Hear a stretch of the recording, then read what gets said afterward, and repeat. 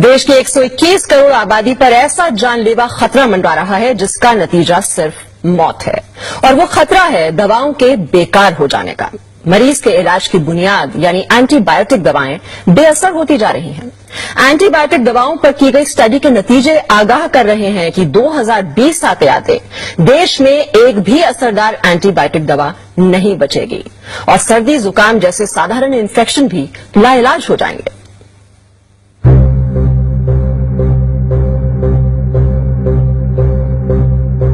देश की 121 करोड़ आबादी पर ऐसा जानलेवा खतरा मंडरा रहा है जिसका नतीजा सिर्फ मौत है। और वो खतरा है दवाओं के बेकार हो जाने का। मरीज के इलाज की बुनियाद यानी एंटीबायोटिक दवाएं बेअसर होती जा रही हैं। एंटीबायोटिक दवाओं पर की गई स्टडी के नतीजे आगाह कर रहे हैं कि 2020 आते आते देश में एक भी असरदार एंटीबायोटिक दवा नहीं बचेगी और सर्दी जुकाम जैसे साधारण इन्फेक्शन भी लाइलाज हो जाएंगे।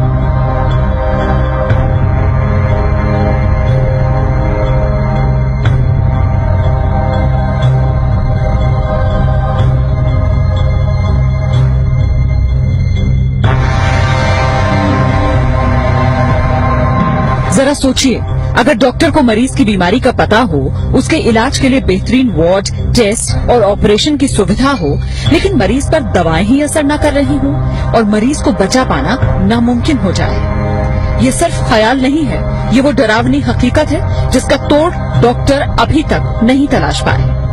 दिल्ली के एक प्राइवेट अस्पताल में हुई स्टडी के नतीजों से ये खुलासा हुआ कि कई एंटीबायोटिक दवाएं जो गंभीर बीमारियों के इलाज में इस्तेमाल की जा रही हैं, दरअसल मरीजों पर काम ही नहीं कर रही। अस्पतालों में मरीज बेमौत मरने को मजबूर हैं।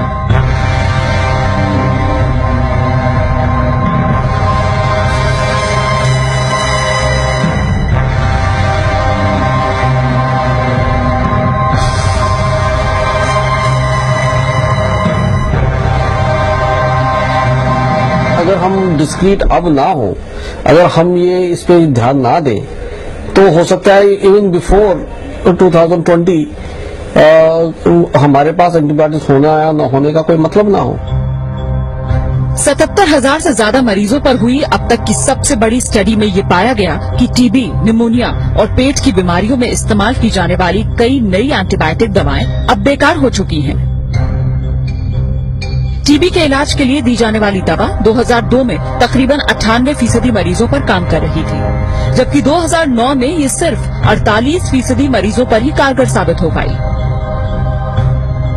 निमोनिया और सांस की तकलीफ के लिए दी जाने वाली एंटीबायोटिक दवा 2002 में 25% मरीजों पर काम कर रही थी, लेकिन 2009 में ये दवा महज 3% मरीजों के काम के लायक ही रह गई थी। सर्जरी कराने वाले मरीजों में होने वाले इन्फेक्शन को रोकना चुनौती बन गया है। अनुमानित आंकड़ों के मुताबिक देश के हर अस्पताल में हर हफ्ते 1 से 2 मरीजों की मौत सिर्फ इसलिए हो जाती है क्योंकि एंटीबायोटिक दवा बेकार साबित हो गई। अभी से दिक्कत होनी शुरू हो गई है। कई बार हमारे पास ऐसे मरीज आते हैं जहाँ की हमारे पास कोई एंटीबायोटिक रह ही नहीं जाता है, तो हम लोगों को लगता है कि कई बार पेरिफेरल सेंटर्स हमारे पास आए क्यों है, क्योंकि हमारे पास कोई दवाई नहीं रह जाती। तो कई बार लोग सेप्सिस में मारे जा रहे हैं आजकल, और ये दवाई प्रॉब्लम तो अभी से शुरू हो गई है और ये बढ़ने ही वाली है, क्योंकि जो नए एंटीबायोटिक्स हैं वो इन द होराइजन बहुत ही कम है। राजधानी के सरगंगाराम अस्पताल में 2001 से 2010 के बीच भर्ती हुए 77,000 मरीजों पर ये स्टडी की गई। अस्पताल में रहने के दौरान उन्हें जो दवाएं दी गईं, उनके आधार पर ये नतीजा सामने आया कि कई दवाएं 40% मरीजों पर तो कई 97% मरीजों पर काम नहीं कर पाए। यानी देश की 3% आबादी को छोड़ दिया जाए तो बाकी सब पर जान का खतरा मंडरा रहा है। मौजूदा एंटीबायोटिक दवाएं अगर इसी तरह बेअसर होती रही तो क्या बहुत से मरीजों को बेमौत मरने के लिए मजबूर होना पड़ेगा? इस सवाल का जवाब वाकई डराने वाला है, क्योंकि डॉक्टरों की राय में बहुत से मरीज इन्फेक्शंस की वजह से सिर्फ इसलिए जान गंवा रहे हैं क्योंकि अब उन पर वो दवाएं काम नहीं कर रही जिनके जरिए कुछ साल पहले तक वो बीमारी का इलाज कर पा रहे थे। पूजा मक्कड़, जी न्यूज, दिल्ली।